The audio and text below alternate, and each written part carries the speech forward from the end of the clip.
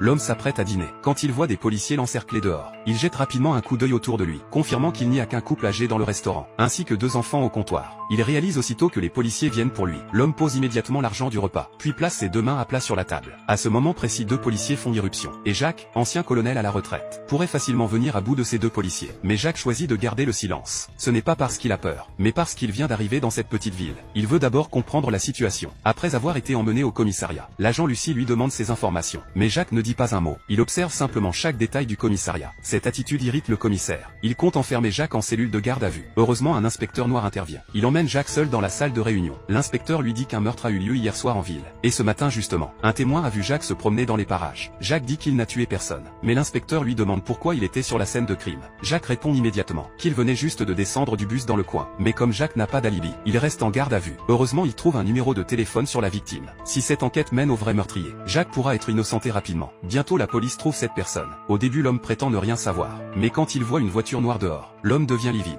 Avant même que la police ait fini d'expliquer l'affaire, il s'empresse de confesser. L'homme admet que tout est son œuvre. La police soupçonne déjà qu'il ment. Lucie réalise aussi qu'il est un bouc émissaire. Puisqu'il y a un nouveau suspect, la police s'apprête à libérer Jacques. Au moment où Jacques va partir, l'inspecteur l'interpelle à nouveau. Il explique que le fait que cet homme prétende être le meurtrier ne prouve pas l'innocence de Jacques. Il pense que l'homme couvre Jacques. Jacques devient très en colère après avoir entendu cela. Il fait remarquer que quand l'homme a été amené au commissariat, un policier l'a regardé plus de 2 secondes. Visiblement, il partage un secret inavouable. Pour prouver qu'il n'est pas le meurtrier, Jacques décide de rester pour enquêter sur la vérité. Alors, pour faire dire la vérité au suspect, l'inspecteur a soudain une bonne idée. L'instant d'après, Jacques se retrouve à nouveau menotté, et il comprend rapidement l'intention de l'officier.